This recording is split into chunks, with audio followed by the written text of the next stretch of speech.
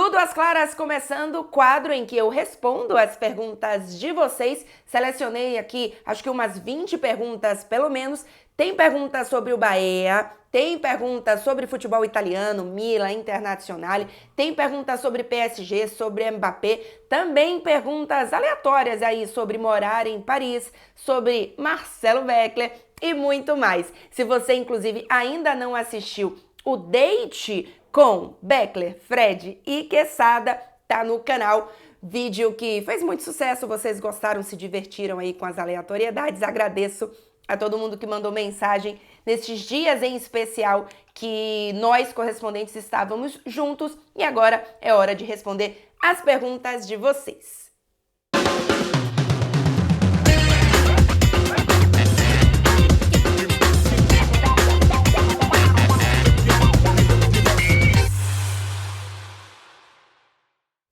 Muito bem, se você tá aqui até agora e não se inscreveu, não esquece de se inscrever no canal para não perder conteúdos como o de hoje, como conteúdos já passados e também, claro, curte o vídeo, não custa nada para você, super me ajuda e quero nos comentários aqui as opiniões de vocês sobre os assuntos que vamos tratar por aqui.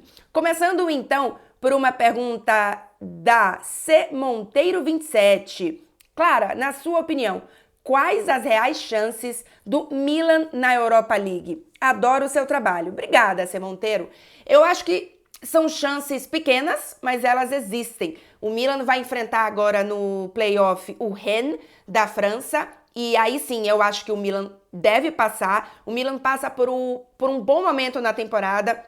Apesar de ter ficado fora na Liga dos Campeões das oitavas de final, querendo ou não, estava no grupo da morte. E é um time que passou por muitos problemas durante a temporada de lesão, sofreu com alguns jogadores importantes não estando em campo, teve muito jogo que teve que improvisar muitos jogadores. O Theo Hernandes, por exemplo, que é um dos jogadores mais importantes na criação deste Milan, teve que jogar diversos jogos como zagueiro. Então, só para dar um exemplo, então foi um Milan que sofreu com algumas coisas. Eu acho que o Pioli também passou por um momento importante de bater no teto, de ter poucas ideias para um elenco que estava sofrendo. Então, acho que todas essas coisas fizeram com que o Milan não tivesse uma temporada talvez tão brilhante como a gente imaginava. Eu imaginava o Milan, inclusive, brigando mais por título italiano. Hoje a gente vê que essa briga vai ficar, pelo menos por enquanto, entre Internazionale e Juventus, mas agora o Milan começa a ter um crescimento, uma evolução interessante nessa temporada. Nos últimos 9 jogos tem apenas uma derrota, então fazendo um recorte dessa quantidade de jogos é o melhor momento do Milan. Então eu acho que o Milan tem tudo para passar do Rennes, acho que é um time melhor e que tem mais qualidade também de jogadores, mais poder de decisão do que o Rennes, mas aí a gente tem um sorteio para as oitavas de final e aí isso pode complicar bastante as coisas para o Milan. Eu peguei aqui os possíveis times, né, para o Milan e a gente tem, por exemplo, para mim, claramente, 2 grandes favoritos, que é o Bayer Leverkusen e o Liverpool.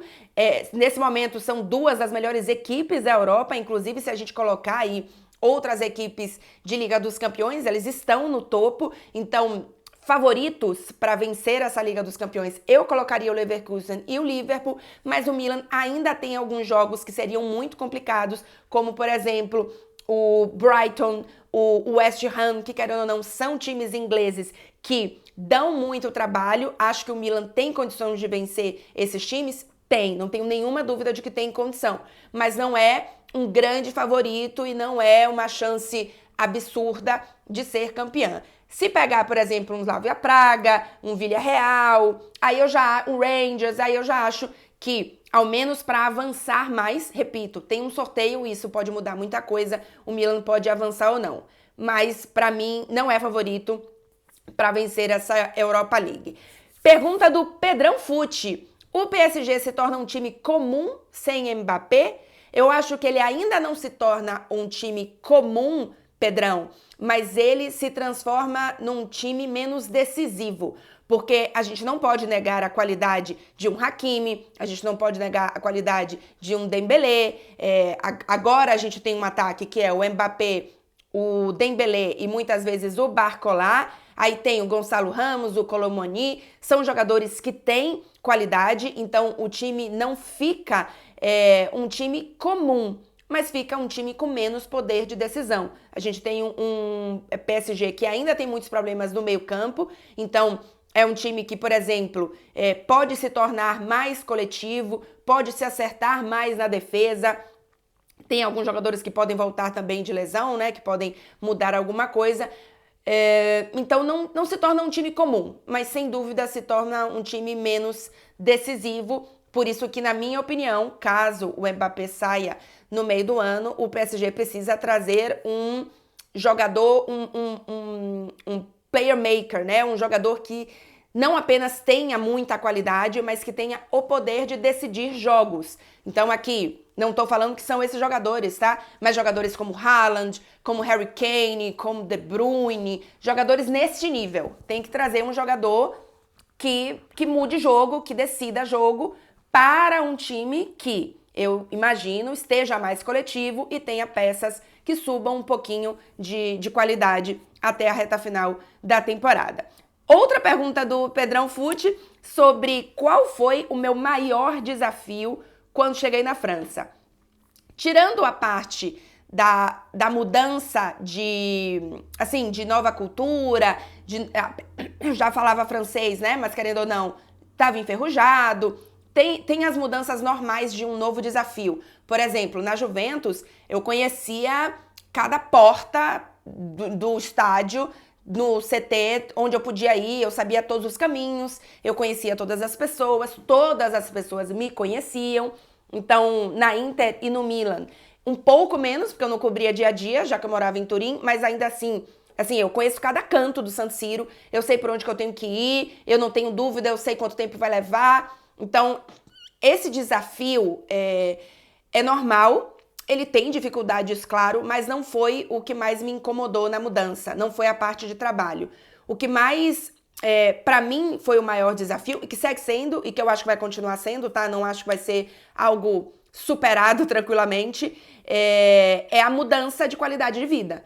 Porque eu morava numa cidade se você pegar o centro de Turim ali, você não chega a 1 milhão de habitantes. E você vem para uma cidade que é a cidade, não só uma cidade gigantesca, uma cidade grande, mas uma cidade que é a cidade mais visitada do mundo. Então, Turim, tudo era muito tranquilo, sabe? Então, assim, eu tinha um parque gigantesco do lado da minha casa, eu tinha facilidade de locomoção para todos os lugares, ainda que eu precisasse pegar um táxi ou um carro, eventualmente, era muito difícil eu pegar um engarrafamento, as distâncias são próximas, não tem...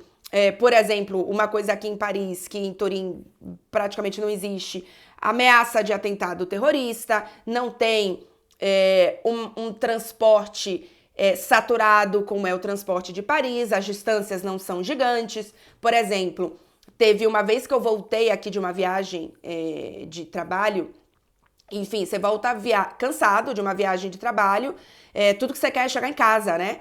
E eu levei 2 horas num engarrafamento para chegar em casa, porque tava tendo greve no transporte, todo mundo tava de carro, tinha tido um acidente, pronto, 2 horas, um trajeto que eu normalmente levaria 40 minutos, o que já é muito, 40 minutos. Em Turim, a maior distância que eu tinha que percorrer era o aeroporto, que dava, quando tinha um pouquinho de trânsito, 30 minutos. Sem trânsito, em 25 minutos, normalmente eu chegava no aeroporto.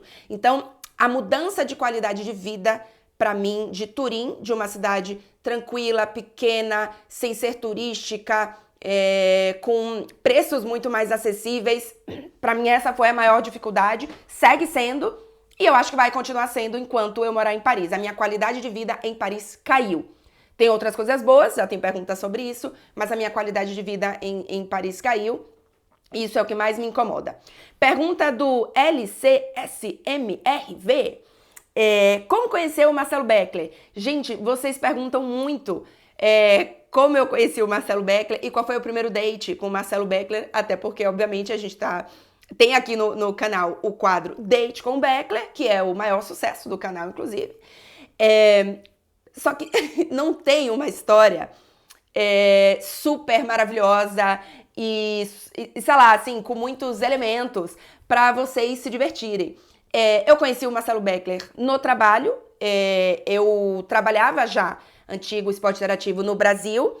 E o Marcelo Beckler já era correspondente, então eu conhecia o Marcelo como colega de trabalho. Inclusive, eu fazia alguns jogos, não.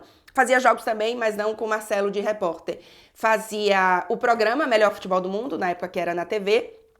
E o Marcelo era já correspondente em Barcelona, então já tínhamos nos falado pelas câmeras. E quando eu vim morar na Itália como correspondente, eu obviamente me aproximei de todos os correspondentes. A Tati hoje é uma das minhas melhores amigas e amo todos, mas obviamente tem em relação à amizade, assim, tem uma proximidade ainda maior com a Tati, mas os correspondentes viraram a minha família aqui na Europa. E eu e o Marcelo ficamos muito amigos também e em um momento percebemos que era mais do que amizade. Então não teve ninguém chamou para um date primeiro, porque a gente já saía junto como amigo, a gente já tinha uma proximidade como amigo e de repente aconteceu. Então é essa história, não tem muito mistério não. Mais perguntas por aqui. Mário FSJ83. Melhor e pior coisa de morar em Paris. Melhor coisa, não tem tanto cocô de cachorro na rua como tem na Itália. É verdade, mas é brincadeira que essa é a melhor coisa. Mas é verdade, gente, na Itália, isso é muito cultural, né?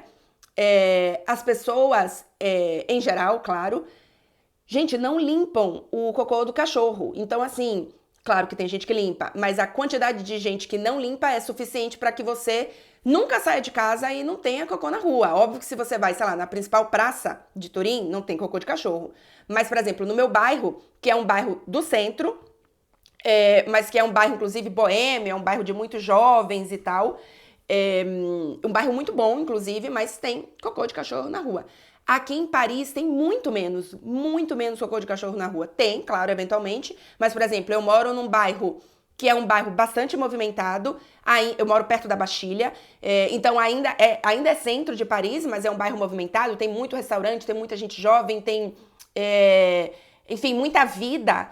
E é muito difícil, assim, eu achar cocô de cachorro na rua, então isso me incomoda demais. Aí vocês vão falar, ai, Clara, mas tem rato. Eu nunca vi um rato aqui em Paris. Eu sei que muita gente vê, eu sei que é uma questão. Tem outras cidades, por exemplo, Nova York, por exemplo, vive um seríssimo problema com os ratinhos.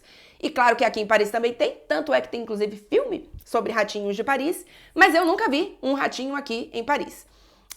Mas falando sério, melhor coisa talvez seja a experiência de uma nova cultura.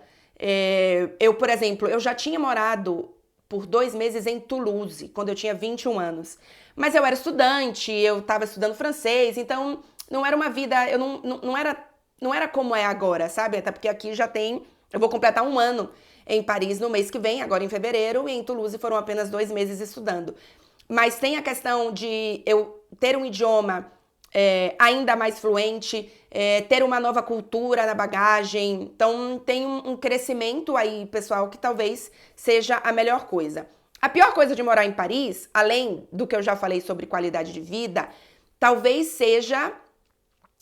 tem uma coisa melhor em Paris também. A quantidade de gente que tem aqui e que eu não tinha em Turim.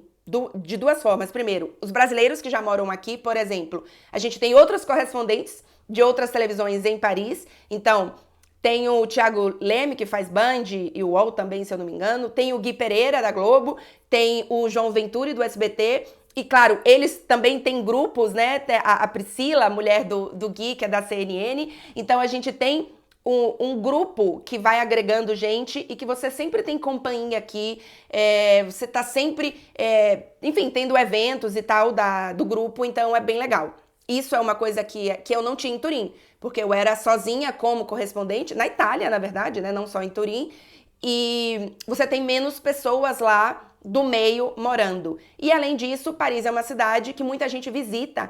Então, por exemplo, em Turim, eu recebi pouquíssimas visitas, né? Assim, algumas amigas minhas foram, mas assim, um colega, sei lá, uma galera que vem. As pessoas não vão a Turim, né? Não é uma cidade turística, que tem lá o outro lado bom. Mas isso é legal em Paris. Então tem sempre alguém vindo, tem sempre alguém... essa semana mesmo vem uma amiga minha de Barcelona, na semana que vem outra pessoa. Então, assim, tem sempre, sabe, pessoas chegando, então isso é bem legal de Paris.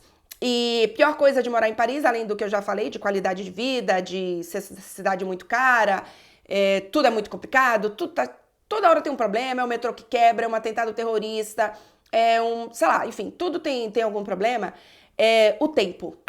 E aí você vai me falar, mas Clara, mas você morava em Turim, no pé dos Alpes, fazia muito frio. Eu não tenho problema com frio, eu tenho problema com a chuva.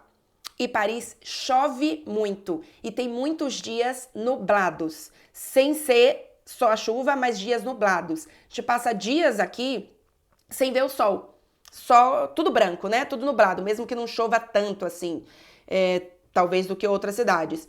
Mas isso me faz muito mal, porque eu não sou uma pessoa tão ativa. Então, eu fico mais para baixo em termos de atividade, enfim, sabe, de movimentação com o tempo assim. Por exemplo, hoje, eu tô gravando isso aqui de tarde e eu saí pra caminhar e dar uma corridinha mais cedo. E eu tava fiquei durante uma hora e meia, olhando pra janela, esperando ver um tiquinhozinho assim de sol pra poder sair. Se não tivesse saído o sol, eu não teria saído de casa. Então, amanhã, por exemplo, eu tô de folga da TV. Eu gostaria muito de sair pra caminhar, pra correr, enfim, eu não sou uma pessoa que faço tanta atividade física, como, por exemplo, o Marcelo Becker, eu não suporto academia, eu não amo esportes, então não é que, nossa, vou ali descobrir o pádel, nossa, vou ali achar um futebol de segunda-feira, eu não gosto. Então, eu preciso de que as coisas estejam mais propícias para que eu faça. Então eu tô tendo muita dificuldade aqui em Paris. Em Turim, como faz muito frio, mas tem sempre muito sol, é uma cidade que chove pouco, é uma cidade que tem muitos dias ensolarados, mesmo que muito frios, eu conseguia sair mais de casa. Então eu tinha uma rotina nesse sentido, especialmente na reta final, porque repito, não é algo muito natural para mim. Eu já tinha uma rotina bem legal de correr no parque, enfim, e aqui isso pra mim tem sido bem ruim. Rodriviana FFC. Como explicar a demissão do Mourinho? A Roma não queria renovar o contrato? Rodri, a situação do Mourinho era insustentável. O Mourinho fez algo na Roma muito especial. Durante muito tempo, a Roma deixou de brigar por títulos e a Roma do Mourinho, querendo ou não, teve o título da Conference League, brigou por título de Europa League. Então, tem uma importância muito grande de autoestima que o Mourinho trouxe de volta para Roma, mas o Mourinho é um técnico que dificilmente, especialmente, enfim, acho que hoje talvez ele tenha ainda menos paciência do que antes, ele dura muito pouco nos times. O Mourinho, por exemplo, reclamava muito do elenco. Então tem uma hora, eu lembro, tem uma coletiva dele, acho que são umas 2 antes dele ser demitido, em que perguntam para ele sobre a briga pelo G4, né? Ou seja, a Liga dos Campeões da próxima temporada. E ele fala assim, mas com esse elenco, vocês acham que eu sou Mourinho Harry Potter? Que eu faça mágica? Cara, se tu é o elenco, tu fica puto da vida que seu técnico tá dizendo que você não tem qualidade suficiente para brigar por G4. Então, assim, eu até acho que é um elenco que não tem garantia de G4, mas eu acho que não é um elenco tão ruim quanto o Mourinho faz o discurso de que é.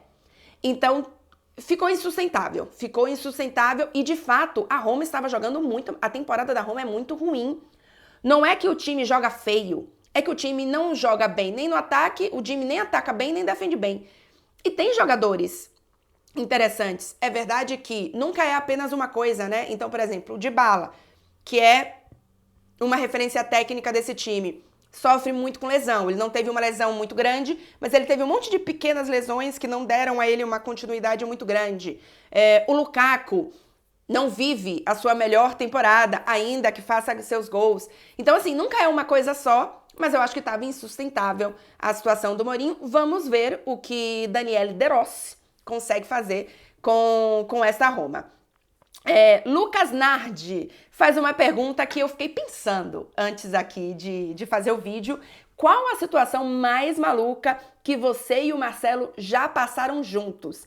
E aí eu vou contar uma história que é famosa nos nossos grupos de amigos, que o Marcelo adora contar, e que aconteceu recentemente na nossa lua de mel, quando a gente foi pra Tanzânia. Eu e Marcelo, a gente adora fazer safari. A gente fez duas viagens de safari, né? Mas é algo que a gente gosta muito e nós somos, assim, os loucos dos leões. A gente, felinos em geral. A gente faz nossos safaris e quando o guia, a primeira pergunta que o guia faz no safari é o que é que a gente quer ver, né? Porque tem gente, acredite se quiser, que vai lá pra ver passarinho, que é louco por elefante, que quer ver girafa. Eu e Marcelo queremos ver os felinos, que são os mais difíceis de ver, inclusive. Mas assim, tem o Big Five, beleza, a gente quer ver o Big Five. Mas depois que a gente já viu o Big Five, a gente só quer ver leão. Então, eu adoro. Em especial os bebês, eu gosto de qualquer bebê animal. Mas os baby leão eu sou louca. Mas enfim, a história, que foi uma situação meio maluca, que depois a gente para pra pensar, é o seguinte: a gente, numa desse safari da Tanzânia, a gente ficava acampado dentro do parque, né? Onde os animais ficam soltos, é um parque gigantesco. Numa tenda, é uma tenda com todo o conforto, então uma tenda que tem banheiro dentro, assim. Quem tiver mais curiosidade, lá no meu Instagram, nos destaques, tem a viagem pra Tanzânia. Então tem todos os hotéis, os acampamentos que a gente ficou e tal. Mas é uma tenda, assim, é uma tenda, uma lona, tem mais de uma separação, mas é uma lona, né? Não é uma porta, não é uma construção, é uma lona. E a gente ficou, numa dessas que a gente ficou, em um dos momentos a gente estava se arrumando para sair para jantar, já estava escuro, e eu escutei um barulho, que eu não vou repetir aqui, porque vai parecer uma maluca, que pareceu leão. E a minha primeira reação, e assim, parecia que ele estava muito, muito perto. E a minha primeira reação foi, deixa eu ver o que é isso, é um leão.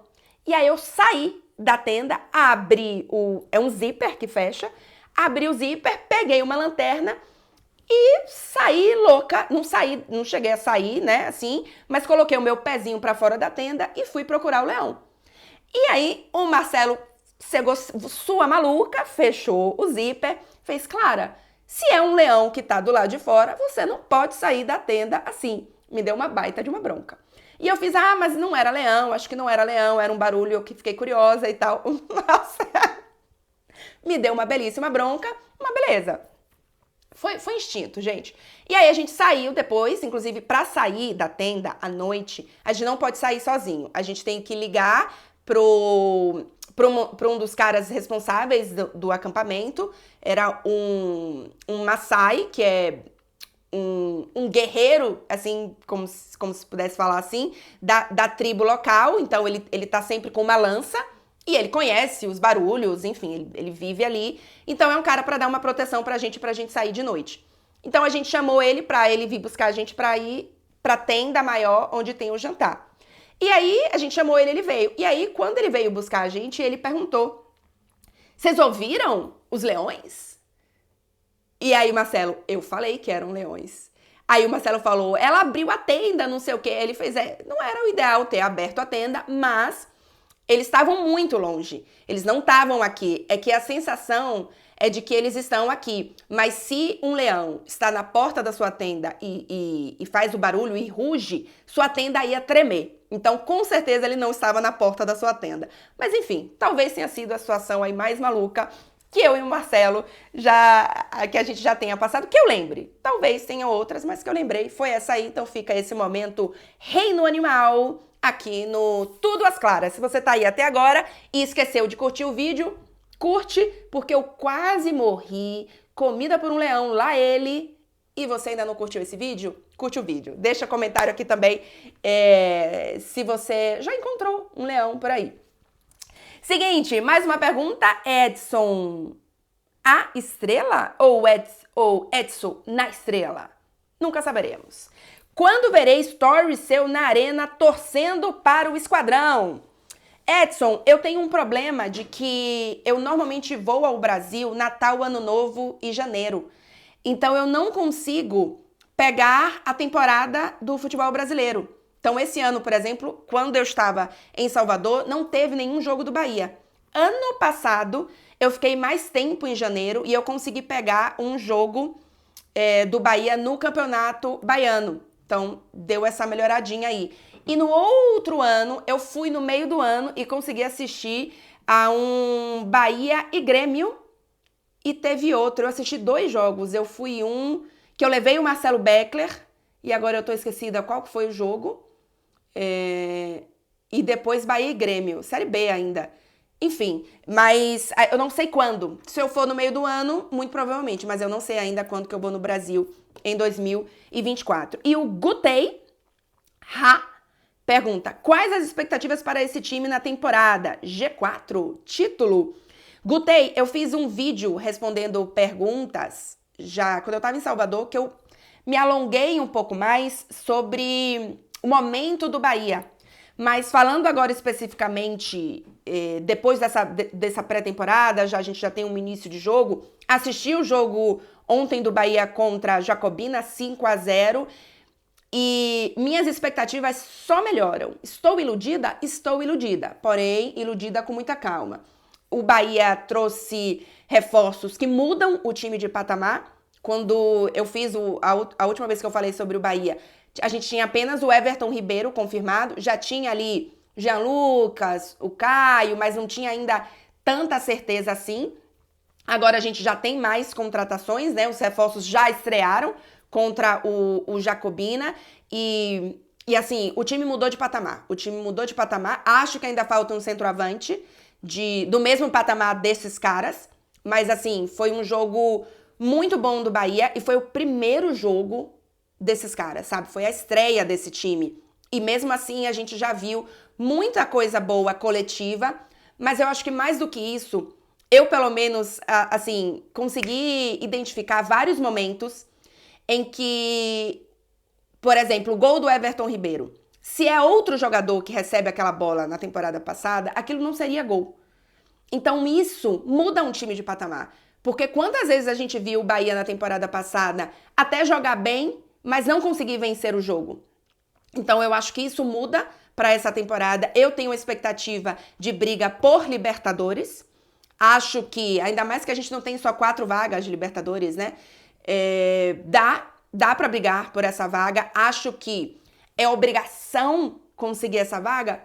Acho que ainda não. É o ano 1 desse time. E por mais que tenha sido um primeiro jogo muito bom, e beleza, é o Jacobina, é Campeonato Baiano, mas, cara, o Bahia não fazia isso antes. Então, o Corinthians perdeu do Ituano.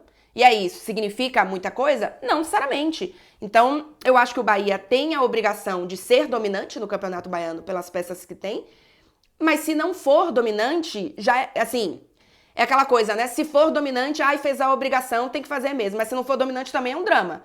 Então, tem que ser dominante. E, pelo menos por enquanto, um jogo só, mas eu acho que vai ser. Eu acho que é um time que tem uma qualidade muito acima, inclusive do Vitória, que é o único adversário. Mas, assim, é o que tá na Série A, né? É o que a gente coloca como um time que está em alguns momentos na mesma prateleira que o Bahia. Eu acho que agora o Bahia está em outra prateleira. Em outros momentos também já esteve em outra prateleira, né? Assim, não é que só agora está. Mas tenho essa expectativa de que brigue por Libertadores, não é obrigação, mas também não me surpreende se brigar ainda mais em cima, assim, se de fato vira uma Libertadores tranquila.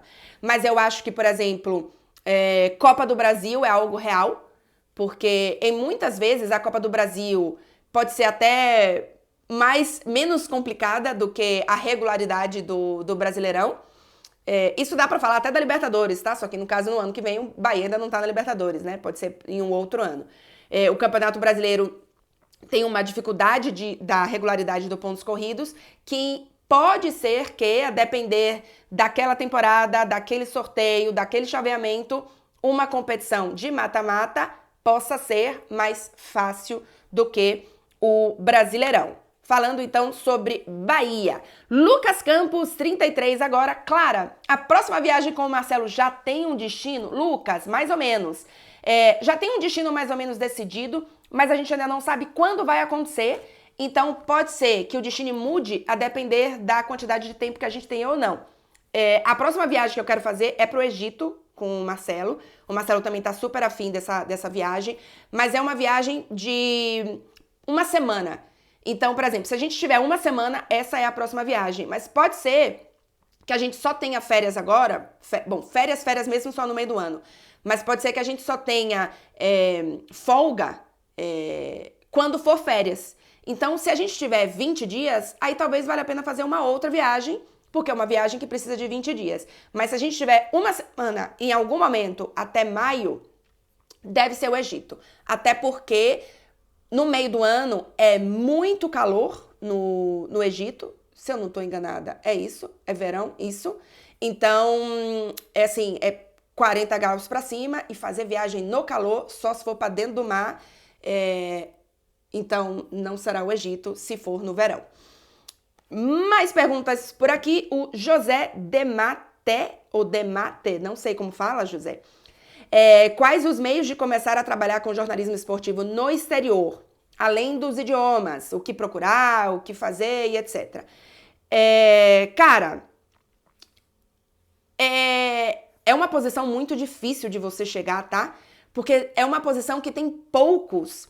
Depende muito do que as televisões, do que os produtores de conteúdo, como meios de comunicação, na verdade, têm no Brasil. Então, por exemplo, eu não sei se hoje tem algum meio de comunicação no Brasil que quer um correspondente na Alemanha, por exemplo, porque não tem nenhum, que eu saiba. Não tem nenhum correspondente dos grandes meios no futebol alemão.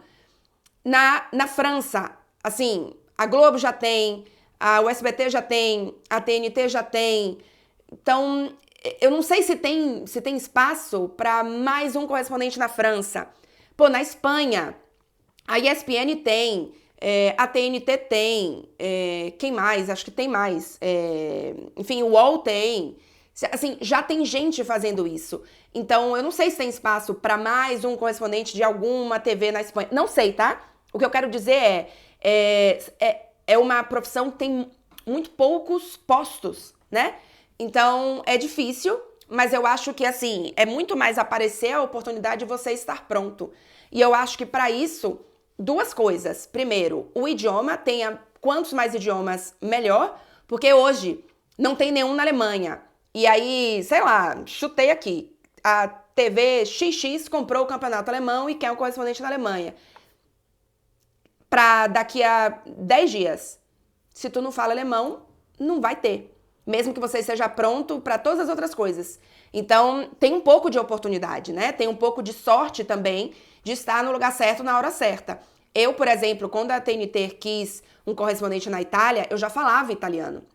Então, isso para mim foi uma vantagem muito grande.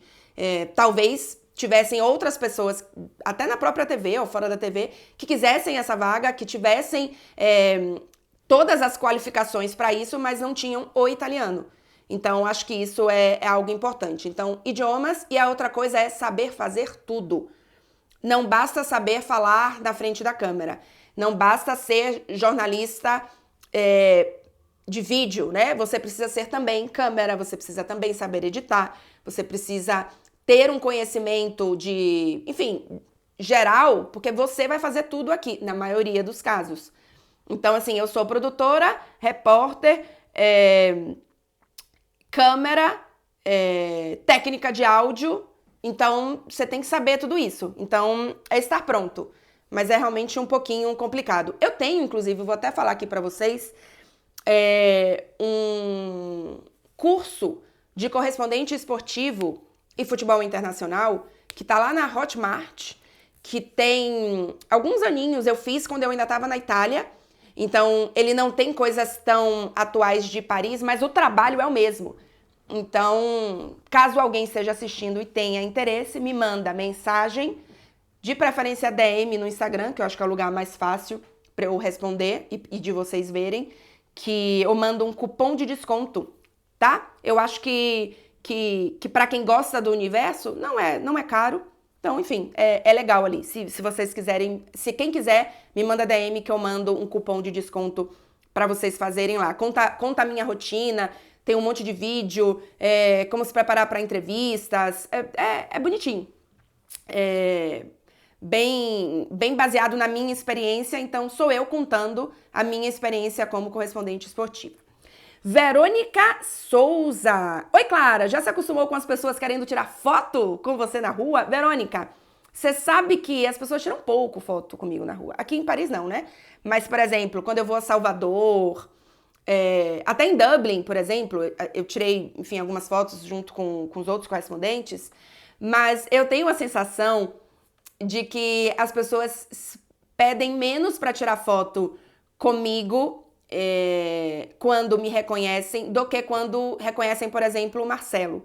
Porque eu acho que, por eu ser mulher, a pessoa tem um receio um pouco maior de me incomodar, sabe? De parecer... Enfim, de parecer grosseiro. Talvez eu também não seja uma pessoa tão simpática assim, não sei.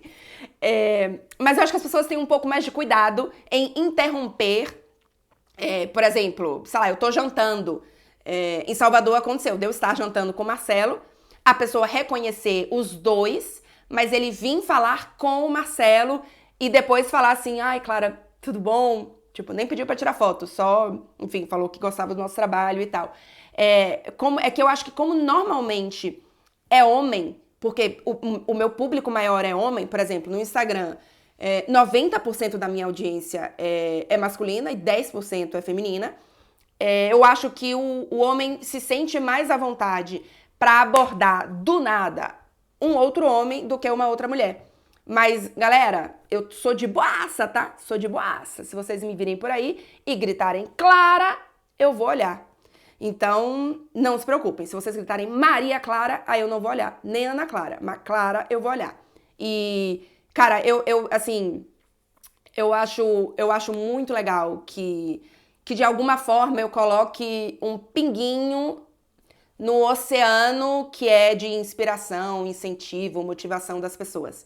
Então, se pra você vai ser legal me dar um oi na rua, cara, me dá um oi na rua. Sim, se vai fazer o seu dia melhor, eu assino embaixo 1000 vezes. Victor 16 Gama, já temos mais de 35 minutos aqui, hein? Na sua opinião, o que falta para a Liga Italiana ser mais valorizada, atrativa? Falta jogador, Victor. Falta mais craques. E organização para isso. No fim das contas, a organização é para trazer mais dinheiro. Hoje, o que manda no futebol nesse sentido é o dinheiro. E eu acho que o futebol italiano, em termos de organização, está muito atrás para atrair esse dinheiro e melhorar o seu campeonato na mesma velocidade em que os clubes estão melhorando. Porque eu acho que, por exemplo, a Juventus foi a primeira a puxar um pouco essa coisa para cima quando se tornou um time com uma administração mais profissional, ainda que tenha tido todos os erros financeiros, tá? Mas em termos de pensar maior, a Juventus fez isso. Depois, Inter e Milan estão no processo ainda, mas entraram nesse rio. A Atalanta fazendo isso agora, o Bolonha fazendo isso agora. Então a gente tem ótimas iniciativas dos clubes italianos, mas é muito difícil que o clube faça isso sozinho. Além dos clubes, a gente precisa de uma organização como país, como futebol nacional, que consiga acompanhar minimamente a evolução de alguns clubes. Então, eu não vejo isso acontecendo hoje. Acho que o futebol italiano ainda tem muitos vícios antigos, uma administração ainda com uma mente muito, muito fechada, muito pequena, e que dificulta que ela, de fato, volte. Eu acho que para alguém alcançar hoje a Premier League, eu não consigo ver, tá? Não consigo imaginar isso. Sei lá, talvez daqui a 20 anos as coisas mudem, mas eu não consigo ver isso daqui a 5, 10 anos. Mas podiam se aproximar um pouco mais, né? Mas enfim, acho que é um pouco por aí. Nanda Cardoso, pergunta rapidinha. Nenhuma chance do Não É Só Futebol voltar? Sinto saudades. Nanda, infelizmente não. Não é só futebol. Era um podcast que eu tinha com o Marcelo Beckler. A gente teve, acho que durante uns 2 anos, talvez, mas a gente parou, acho que já tem uns 3 anos que a gente não tem o Não É Só Futebol, porque a gente parou quando começou a pandemia, porque era um podcast para contar tudo que não era futebol, né? Então eram as coberturas, as viagens e tal. Um pouco do que é o meu podcast com a Tati hoje. E durante a pandemia a gente parou porque a gente não tava viajando, enfim, a gente não tinha tanta coisa pra contar, pra relatar. E ele era muito pra ser diversão. E aí, na hora que ele virou obrigação, a gente não quis, porque, assim, sendo muito sincera com você, hoje, essas coisas são trabalho. E pra gente fazer as coisas sem ter um retorno financeiro, cara, dentro das nossas demandas é muito difícil. Porque a nossa, assim, o nosso dia é caro, sabe? A nossa hora é cara. E não cara no sentido de que milhões de euros, no sentido de que a gente tem uma vida em que a gente precisa organizar também os momentos em que a gente não está trabalhando, né? Então, eu, por exemplo, cara, quando eu não tô trabalhando, assim, o que eu posso evitar de coisas que parecem trabalho, mas não me pagam, eu evito. Eu evito. Últimas perguntas por aqui, ainda tem pergunta boa, então não saia daí, como, por exemplo, perguntas sobre Mbappé. Cauã FXD. Clara, afinal, Mbappé vai pro Real Madrid na janela de verão europeia ou não? Cauã, se eu soubesse, eu já teria publicado essa notícia. A verdade, Cauã, e que me parece, isso é uma sensação, é de que o Mbappé ainda não tomou a decisão final. Eu acho que ele já tem uma ideia de se isso acontecer, essa é a minha decisão. Se, ao contrário, isso acontecer e isso acontecer, essa aqui é a minha decisão. Eu acho que ele sabe os caminhos, mas eu acho que ele ainda está esperando algumas coisas acontecerem para ele tomar essa decisão. Eu acho, por exemplo, que o PSG avançando na Liga dos Campeões pode ser algo definitivo para ele. Tanto como um título mostrar para ele que o PSG é uma equipe que vale a pena continuar, porque ele vai continuar brigando por títulos grandes, como também o contrário. Ele pode ganhar a Liga dos Campeões com o PSG e ter a sensação de missão cumprida. Aí, só estando na cabeça do Mbappé para saber. Mas eu tenho essa sensação, tá? E aí, inclusive, a Lil Ribeiro 182 pergunta: Clarinha, você assistiu a entrevista do Mbappé para uma TV da França? Assisti, Lil. E eu não sei se eu não fiquei surpresa, porque eu já sabia da maturidade e da forma como o Mbappé se porta, mas eu fiquei impressionada. Assim, eu sou fã do Mbappé, tá, galera? É perfeito? Não é perfeito, porque ninguém é. Mas, cara, eu acho que ele tem uma maturidade e uma consciência que é difícil você ver em jogador de futebol. Os valores dele, sabe, quando ele fala sobre a importância de deixar um legado, quando ele fala sobre a parte financeira do que ele gasta, de onde ele quer investir, o pensamento dele, cara, é além. O pensamento dele é além. E eu sou fã muito dessa mentalidade do Mbappé. E muitas vezes, talvez a gente crie muitas dúvidas e indecisões pro cara, que às vezes o cara não tem, e a gente tá aqui criando. Mas enfim, eu realmente acho, Cauã e Lil Ribeiro, que o Mbappé ainda tá esperando algumas coisinhas pra tomar essa decisão. A só F Coke. Fica aí essa nomenclatura pra vocês. Das cidades que você visitou nas Europa, qual você não moraria de jeito nenhum? A Glass of Coke? Belíssima pergunta, hein? Fiquei pensando. Vou começar tirando todas as cidades em que eu não falo o idioma. Me incomoda loucamente estar numa cidade em que eu não falo o idioma local, mesmo visitando. Por exemplo, eu adoro a Alemanha. Eu amo Berlim. Super gostei de Munique. Mas me incomoda, por exemplo, estar num restaurante e não entender o que as pessoas em geral estão falando, sabe? Estar num transporte e não ter noção do que o cara falou ali no alto-falante ou do que o pessoal, sabe? Me incomoda. Então, eu não moraria em nenhum lugar que eu não falo o idioma. Então eu não moraria na Alemanha e eu não moraria, por exemplo, sei lá, na Dinamarca, na Suécia, na Suíça, só se fosse na parte francesa, né? Mas enfim, isso já eliminaria um monte de lugar. Eu não gostaria de morar em Portugal, porque eu acho que não tem a parte legal de você, assim, ter um novo idioma fluente. E eu não gosto muito, assim, eu não amo a comida, tirando os doces, eu não amo a comida portuguesa, então não sei. Eu não amo Portugal, assim, de que... se eu tivesse que morar, eu moraria em qualquer uma, tá? Mas assim, tô dizendo aqui as que eu escolheria, né? Mas, por exemplo, eu super moraria em Madrid, Barcelona nem se fala. Eu moraria em Londres, eu teria dificuldade de morar em Manchester. Londres também chove bastante, mas aí tem outras qualidades. Mas, por exemplo, Manchester é uma cidade que... Manchester e Liverpool, por exemplo. Eu gosto das duas cidades, eu não tenho nada contra Manchester, não. Tem um pessoal que acha Manchester horrível, não sei o quê. Tem uma parte da cultura inglesa que eu gosto muito de... Assim... A parte noturna da Inglaterra, que é muito rockzinho, não sei o que, isso eu curto muito, então eu acho que eu me adaptaria em relação a isso. Mas, cara, a chuva me incomoda demais, Então, sei lá, eu acho que eu não moraria em Manchester. E nas cidades que eu não falo idioma, acho que é isso. Bom, não lembrei de muitas. É uma pergunta difícil, ou a Glasgow. Mas enfim, fica aí algumas opiniões. E pra finalizar aqui as últimas, o mestre Stifler pergunta sobre a Inter está melhor que a temporada passada? É um time mais consistente? Na minha opinião, sim. O mestre Stifler, inclusive, é da Tartarugas Ninjas? Talvez esteja trocando aí, enfim. Eu acho que é um time mais consistente, né? Tem apenas uma derrota na temporada. Temporada passada, nesse momento da temporada, já tinha várias derrotas. E é um time melhor.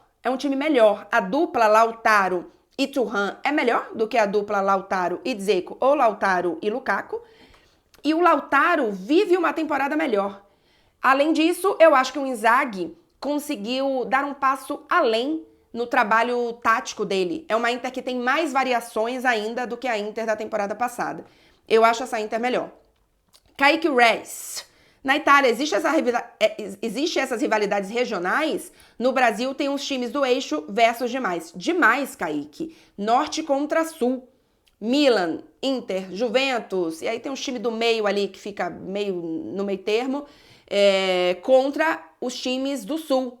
Em especial o Napoli. Porque assim como no Brasil, a gente tem um preconceito muito grande do Sul e Sudeste com o Nordeste, Norte e Nordeste...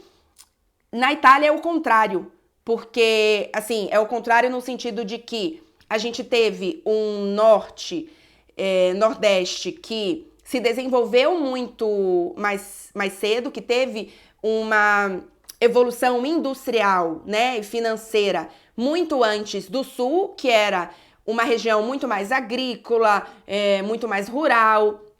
E isso fez com que existisse um preconceito muito grande do Norte com o Sul e existe uma rivalidade muito grande entre Sul e Norte da Itália.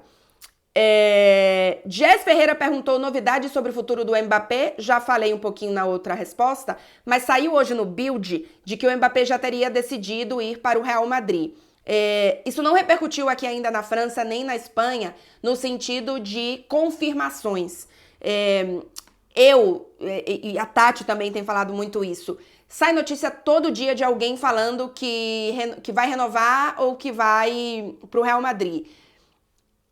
Ainda acho, repito, que o Mbappé, como ele não decidiu, nenhuma dessas informações são definitivas, na minha opinião.